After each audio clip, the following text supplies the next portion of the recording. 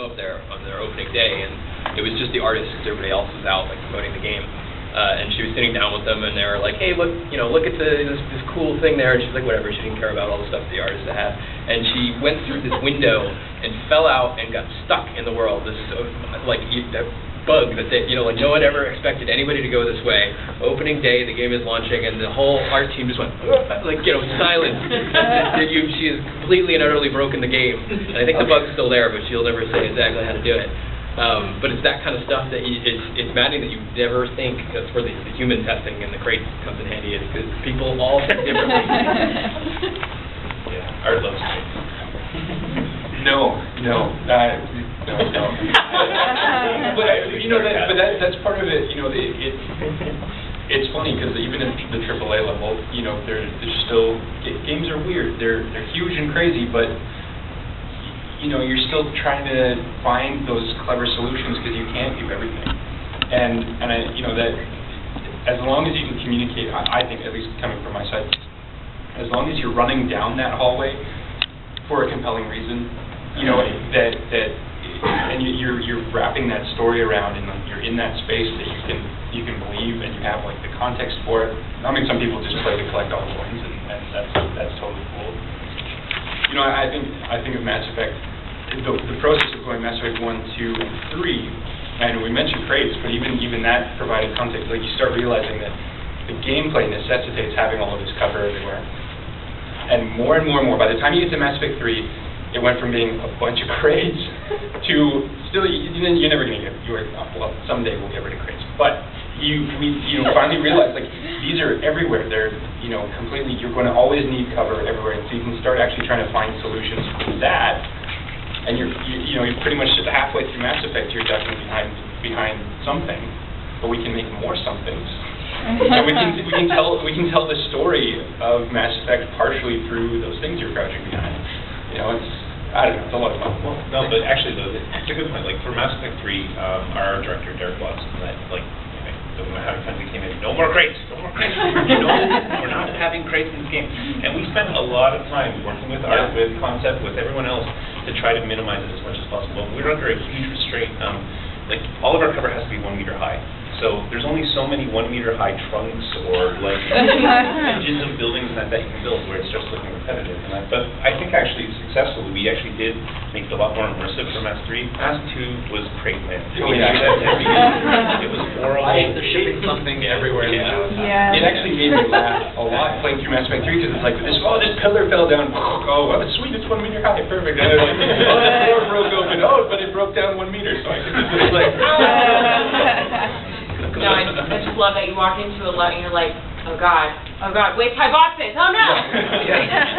Combat's coming. Yeah, well, no, that was another thing that we broke for Mass 3. Like, we made sure that there had to be cover everywhere. On that, like Mass 2, you knew when the cover, like when there was cover, there was combat, and Mass 3 was a lot more open. Well, actually, I was actually going to talk about how boundaries, I think, are being really pushed. One level that I loved in Mass Effect, and I will try not to do too many spoilers, but when you're walking to the Cerberus base and you actually you're with Edie, and she says that whatever troops are putting down turrets, and she like says it to you, and then you see it, and then it adds to the level design is really great, but it also adds to the level of immersion in the story. And so it's not just feeling like a little puzzle, it's feeling strategic, and it's feeling like there is a huge collaboration between the people writing it and the people designing the level and the artists. So that's really all I have to contribute to this conversation. But again, it was another thing that we spent a lot of time, and it was a lot of effort for everybody. But like the writing team definitely spent a lot of time working with level design and trying to come up with as much immersion as possible. It led to a huge blow in the number of lines that we would normally have in the center game, and the complexity for level design actually was probably double what we would normally have put in, just because every combat now is choreographed. Like, you actually have the enemies talking, conveying what they're going to do, like, trying to give you a little bit of insight, like, the demo level, the Solarian base. That one was like the first one that we tried it out on, and it was a huge success because now all of a sudden you had Cerberus guys conveying what they were trying to do, saying where they're going to go, we're going to flank you over here. It was all just to try to make the player feel more intelligent, because if they were actually listening and picking up on this stuff, they could actually plan strategies that actually work on that account with these characters. They proved it out, and then we actually just had to carry it through for the rest of the game. Yeah, absolutely. I want to give people time to ask questions, so why don't we go ahead and form a line so that I can see approximately how many people have questions. And while people are thinking about their questions, is there any other kind of things that, that you would like basically fans to know about the development process that we haven't already spoken about? It's hard. Yeah, we'll probably change it up tomorrow, so if you come back, we'll say something completely different. And today, smoke and mirrors and no more craze. just to bounce off the idea, we do the levels to make you do a certain thing. I mean, actually what we're trying to do is to make you have fun. I mean, that's kind of what, everything we do is to try to, make people who are playing the games have fun. And sometimes it works, sometimes it doesn't. Sometimes we feel it's fun, and then the testing says it's not. Sometimes we think it's fun, the testing says it's fun, and then the internet thinks it's not. Focus groups say things are great, and then the internet says they're not great. But that's not necessarily, that's not necessarily a bad, the one thing that I'm getting from everyone and from most developers that you guys are trying to solve for something.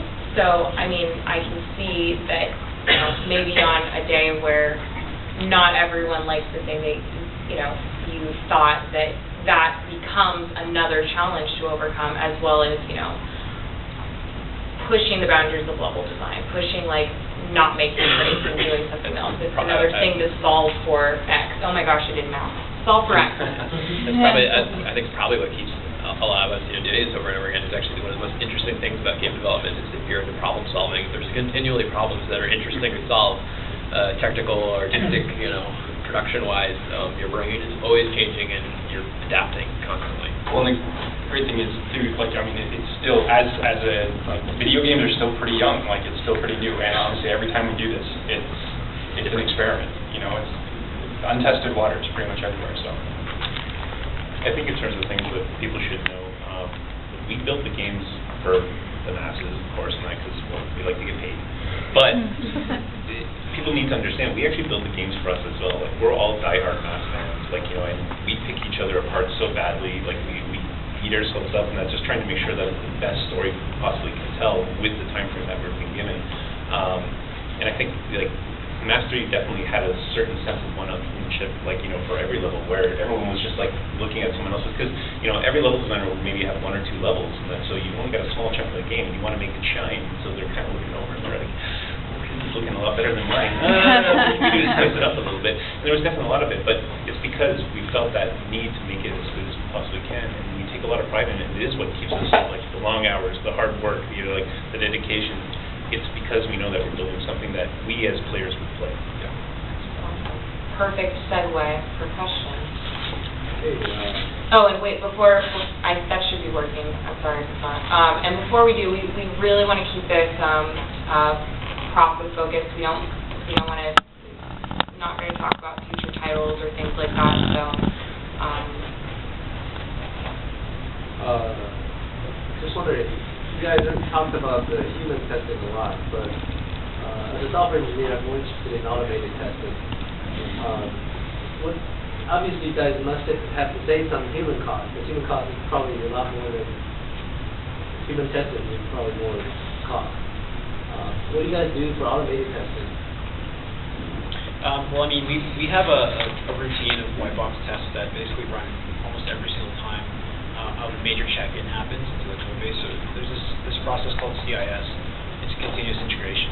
And every single time a programmer makes a check-in, the CIS basically will flag it. It'll run its sequence of automated white box tests.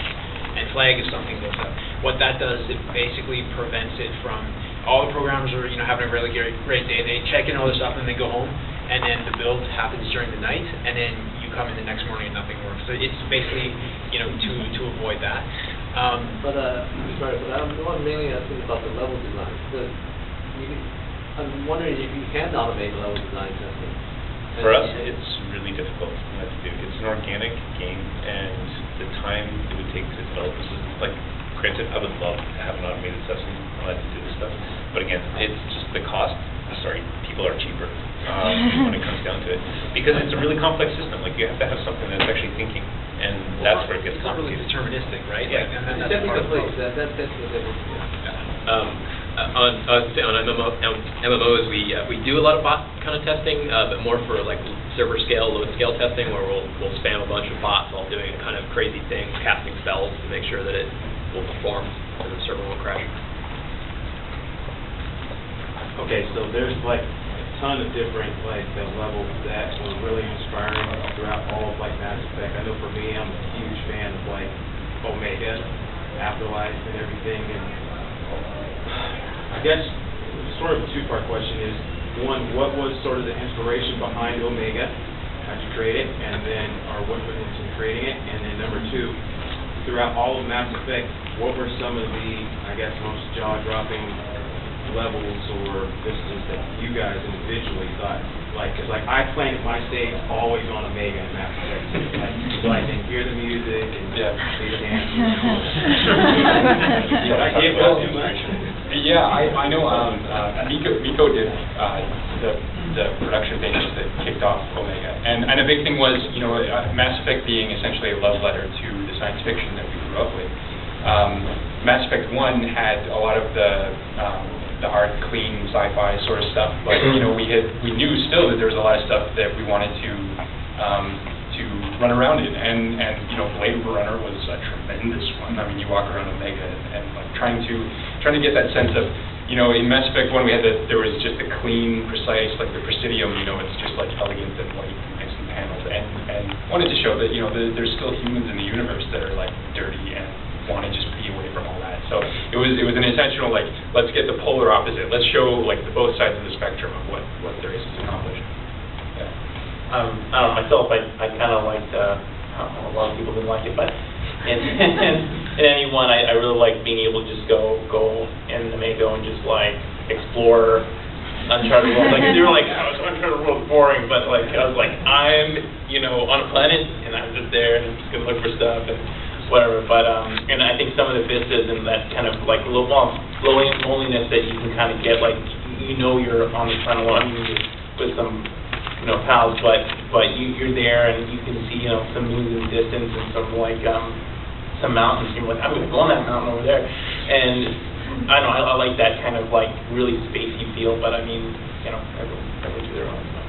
Yeah, for me, my favorite vista, at least in Mastery, I think I was saying this to someone earlier, when you're on Paladin's Moon, basically during Garrus's mission, we architected so that you're running through that level, but basically the entire time you never lose sight of this giant burning planet behind you.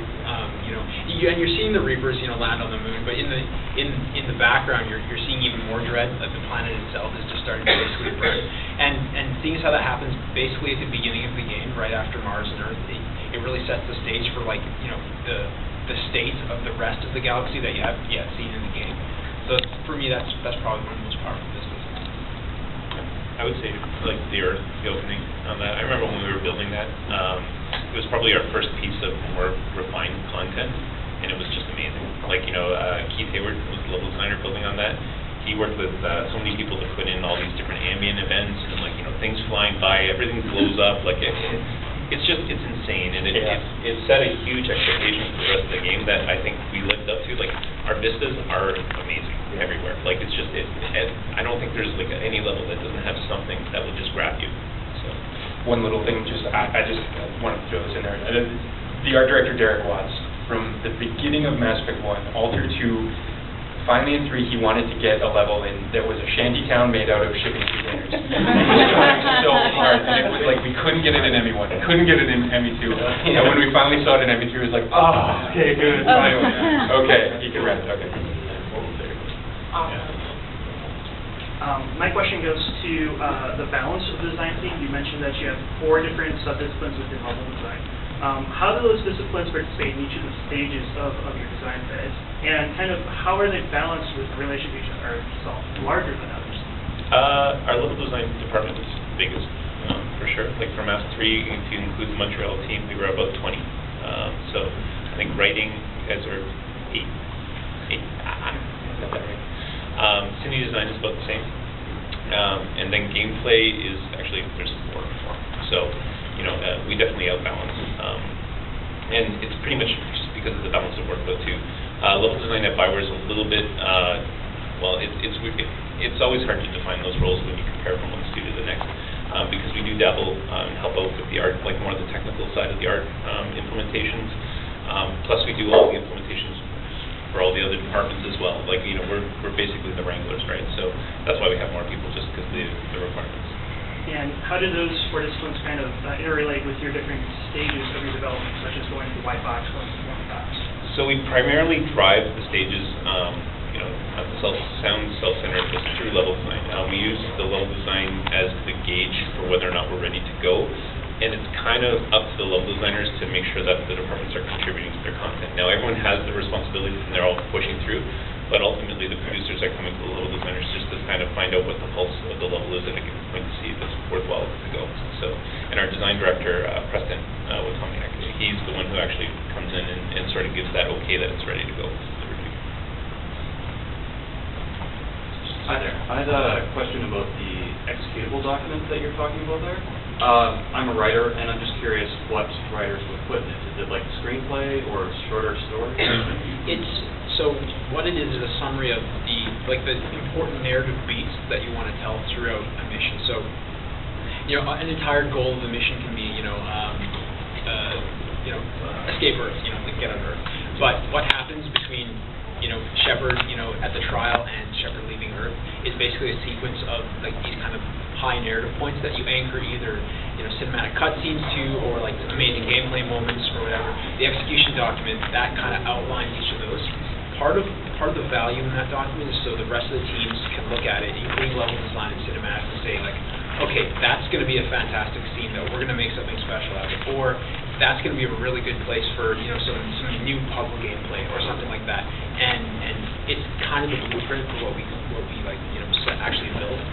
So that's kind of what we use it for. Yeah, it's actually, sorry, speaking to that, just from even from the concept side, they're at the point that what we're trying to do is take those, and if they have enough information for us to actually do a broad storyboard for the whole section. So it's it covers the big chunks, and if you illustrate those chunks, anyone can read that little storyboard and get an idea for what the whole level's going to be. You set your scope planning from there. Yeah. It's a really important piece. Sort of treat it like an elevator pitch on that. So, but instead of it just being we start off actually with a simpler document that is just an elevator pitch, it's like a one-line razor. It's like Poseidon Adventure meets Godzilla, right? Something like that. And then that gets built out though into the beats, and each one of those beats just has a very short one-paragraph description, followed by the gameplay direction, what is the elements that are going to be needed, so the requirements out there. And then more importantly, that is our living document that goes all the way to the end that we use for testing, QA, and we'll use that as our guideline for what content is going to be included. Writing starts putting in the tags for the dialogue that are going to be going in there. We don't do a whole lot of documentation at Bioware, just traditionally, as soon as you write it, it's updated. So, we try to keep it as minimal as possible, and this is what we use to keep us on track. Right. The key thing is that there's no dialogue actually ever in those execution documents. It's just tags. That's the Perfect. Thank you. I'm at the beginning, so I'm sorry if this has been covered already a little bit, but I was just curious if you guys could name your favorite level or mission and why it's your favorite. Ooh, that's a good question. What's your favorite child? Personally, I would say I wouldn't even really call it a mission, but in Mass Effect, I think just as far as, again, going back to it being that love letter to the science fiction that we love, the Presidium just sums up so much of it. And I actually did, for a while, I would have it on my computer, and I would just have Shepard standing in the Presidium with the audio, just, the cars flying by, listening to all the sounds of it, and just occasionally just looking up, because it was just so, you could just escape into it. It was like this living kind of, so I think everyone came together on that one, and it just was perfect atmosphere. I do that with Solar Afterlife. Yeah. For myself, I think it was kind of learning about the Geth history, and kind of I don't know, first time I saw, like, Legion in, like, the contest, I was like, this is so freaking awesome. I want to learn more about this guy, and just, like, you know, how he thought and how he made decisions and what motivated him and his choices, and then to learn that, you know, he was, you know, I guess I'm spoiling the crap out of things, but that, you know, he was that jet, you know, and that started it all, sort of, and just, yeah, learning about that and seeing these memories and just, you know, kind of seeing this, like, architected virtual world that helped Shepard understand what the heck was going on. But, for me, that was just, like, really awesome. I look at the levels a little bit differently. Like, from our end, it's usually a technical limitation of what we define as a level, but it really is about the experiences that I'm going through. And there's a lot of really good ones, like, the first time we saw the kid getting into the shuttle at the beginning, that was hilarious, like, to watch the room, because, like, the first time it was actually a little bit more harsh than what we actually ended up shipping with, and I remember the entire room just kind of went, oh my gosh, like, this kid. And Parrish, our lead, just like, well, you asked for this, like, shut up, you know what you're getting into, and we toned it down a little bit, but again, it had a huge impact, a huge moment, and, you know, like the Morden moment, you know, Thane's moment. There's lots of things like that that just get you, that I think that's what gets you going. From a moment perspective, I mean, there's too many for me, but from like a specific level, so if you play Shadow Broker at the very end of that pack, you finally find out where he's hanging out, and you get on top of his ship, and you're